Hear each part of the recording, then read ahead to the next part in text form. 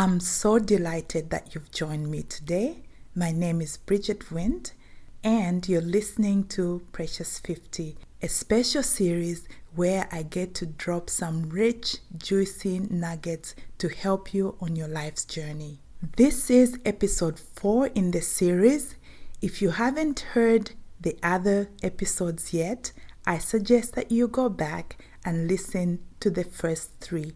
They give you a better background to this episode. I am so excited about the first 2 principles that I'm going to share with you today because they literally changed my life. In general, I am a free-flowing, happy-go-lucky type of personality.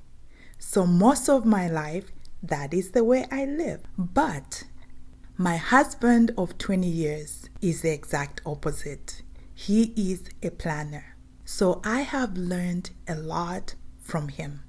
About 15 years ago, we both had a very distinct calling to go into full-time ministry.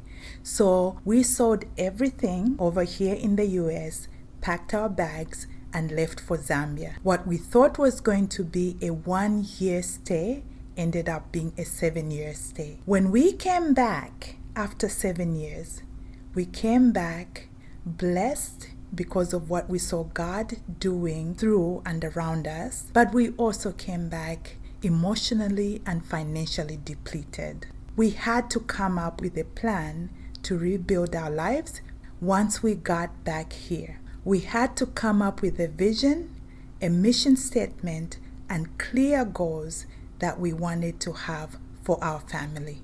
In other words, we were completely broke, with nowhere else to turn but to God, trusting that the skills and talents He had given us were enough to help us rebuild. I plan on doing a separate episode that looks at entrepreneurship and wealth building. So that will be coming up later. For today, we're going to look at how to create a personal vision, how to construct a mission statement, and how to set clear goals that will help you accomplish your vision. Now let's get into it. How do you create a personal vision? For the first part, I am going to credit a man by the name of Herold. This is a free tool that's available for anybody to use, and I found it really useful, so that's why I'm sharing it with you. The tool I'm referring to is called a vivid vision. Mr. Herold gives it out for free, and he's so excited about it, he wants the whole world to have access to it. A vivid vision starts when you plant one foot onto the present, and then you lean out and place the other foot in the future or what could be. Here are my adapted instructions for how to write a vivid vision for your life. Turn off everything: your phone, your computer, your tablet, etc. Take an unlined sketch pad and pencil. Start writing what you see as the height of your success. Describe every detail without editing anything. Just let it flow.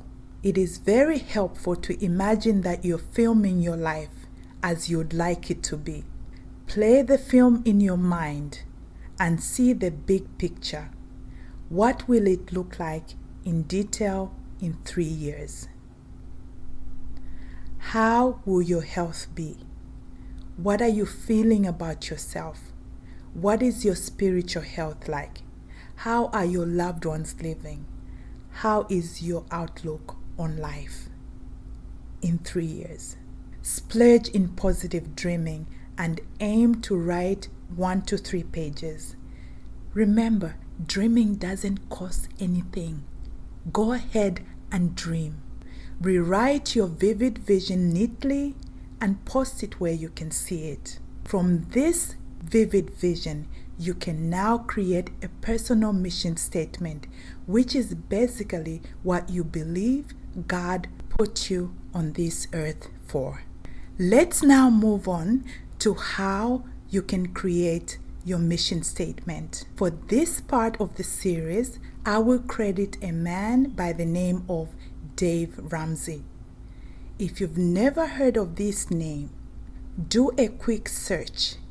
You will come into some really amazing information that you can scroll through and read through for yourself. But for the sake of this limited series, I'm going to share with you what I gleaned from him as far as creating a mission statement for yourself is concerned. Personal mission statement defines who you are as a person and identifies your purpose, whether that's in the office or simply in life. It explains how you aim to pursue that purpose and why it matters to you. A good mission statement should have these three things. 1. Your skills and abilities. What do you like to do? 2. Your personality traits. How do you operate? So it goes back to knowing yourself well. 3. Your values, your dreams and passions. Why do you want to excel? I know this is a lot of information. Feel free to rewind or back up and listen to it again. Write these things down as you go. It will only help you. It's worth mentioning that you need to refer to this mission statement often. Fine-tune it as you grow and as you progress in life. Whether you are a stay-at-home parent like me, or a store manager, or a student, or a bus driver, or a crafting person, whoever and whatever you are, a mission statement will serve you well in life. Everyone should have one.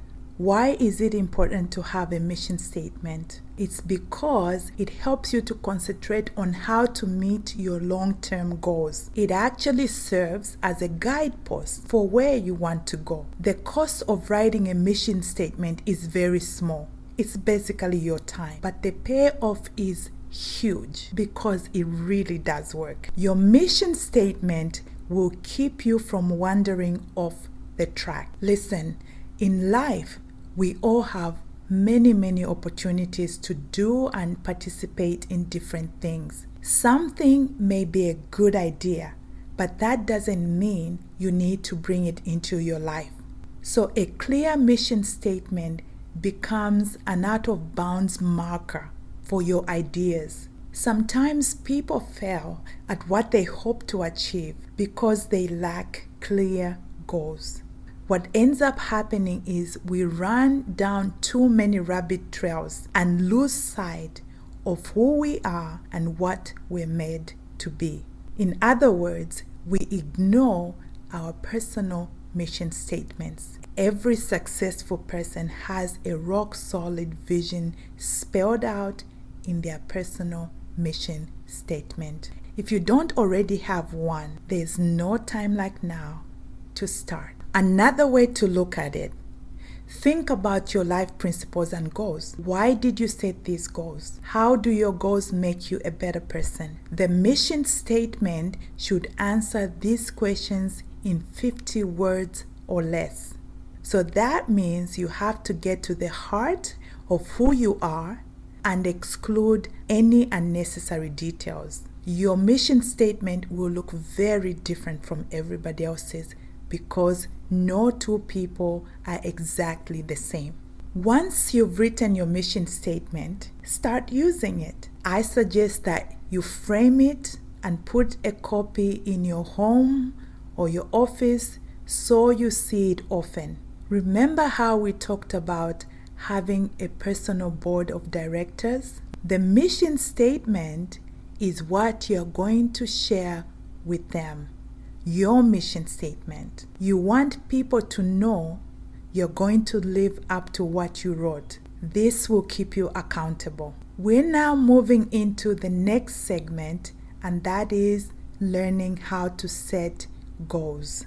From that mission statement, you can now draw up or write down detailed goals that will help you to achieve your mission and your vision.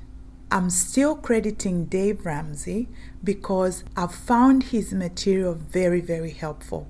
So here is a quick summary of essential guidelines for your goals.